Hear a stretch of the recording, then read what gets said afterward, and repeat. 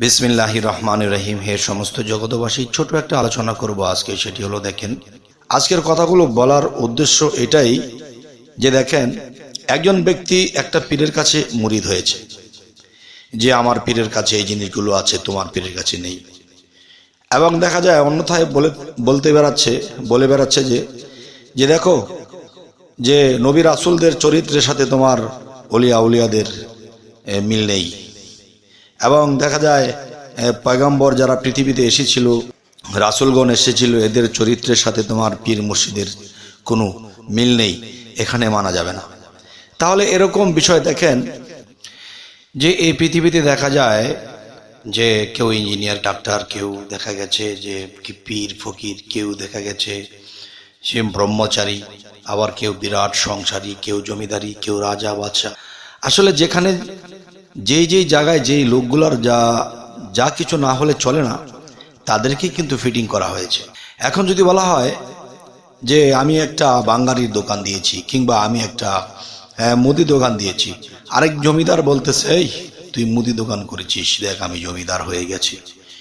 এটা একটা বিশাল অপরাধ। দেখেন, মুদি দোকান যদি না থাকতো তাহলে কিন্তু আপনি জমিদারও আপনার উপরে প্রেশার পড়তো যে আপনি কেমন জমিদার হয়েছেন, আমাদের এলাকাটা দেখে রাখতে পারেন না, মানুষ না খেয়ে থাকে, বাজার আর ঠিক মতো করতে পারেন। তাহলে মুদি দোকানের প্রয়োজন আছে, এবং রাজা বাদশাহ জমিদার অবশ্যই দরকার আছে।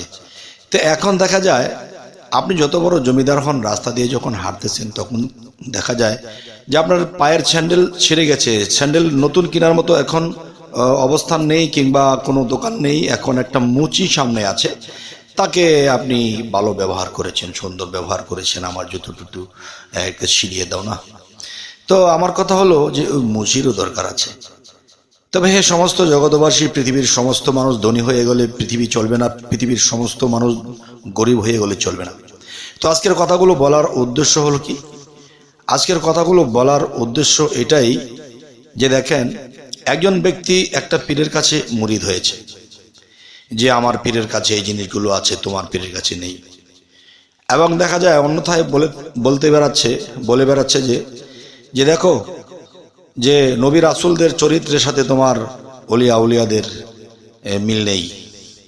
এবং দেখা যায় পয়গম্বর যারা পৃথিবীতে এসেছিল, রাসূলগণ এসেছিল, এদের চরিত্রের সাথে তোমার পীর মুর্শিদের কোনো মিল নেই, এখানে মানা যাবে না। তাহলে এরকম বিষয় দেখেন, কারোর সাথেই কারো মিল নেই। এই পৃথিবী ঘুরে ঘুরে দেখবেন যে এই পৃথিবীর কোনো মানুষের সাথে কোনো মানুষের মিল নেই, কোনো মানুষের কর্মের সাথে কোনো মানুষের মিল নেই, কোনো মানুষের হায়াতের সাথে কোনো মানুষের হায়াতের মিল নেই, কোনো পৃথিবীর কোনো মানুষের সাথে পছন্দ বা জ্ঞান বিবেকের কোনো কিছুরই মিল নেই।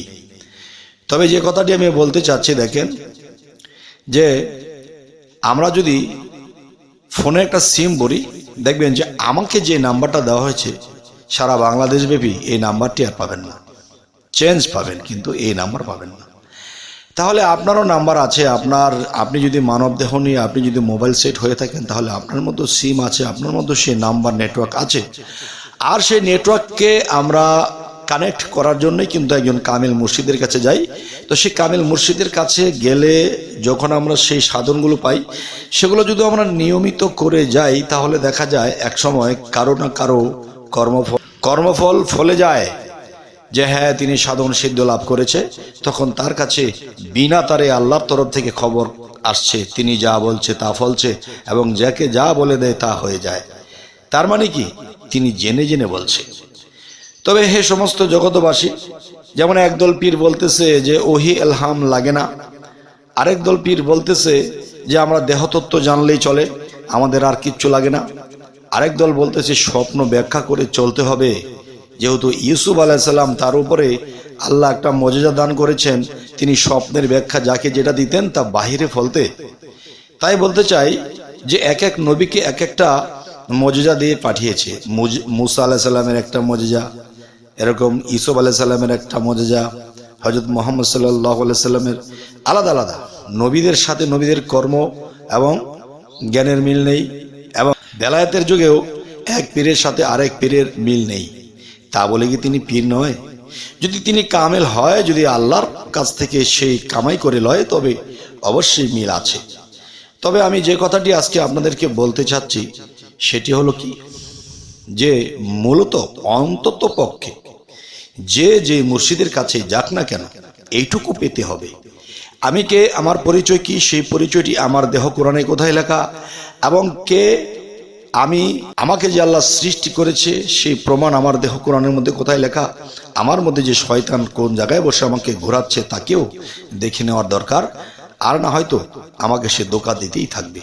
আরো একটি বিষয় হলো যে আমার মাথা হইতে পাতা পর্যন্ত আমার নিজের পরিচয় পত্রগুলো আমার দেহ কোরআনের মধ্যে স্পষ্টই লেখা আছে, যা আরবি হরফে দেখতে পাওয়া যায়।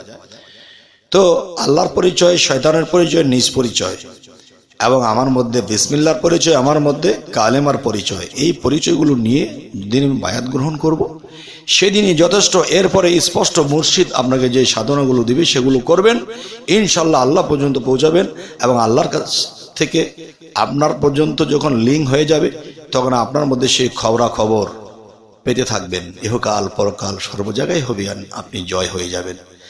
তবে হে সমস্ত জগতবাসী, আমাদের এই চ্যানেলে যারা নতুন আছেন অবশ্যই সাবস্ক্রাইব করে নেবেন। সকলেই ভালো থাকবেন। আল্লাহ হাফিজ।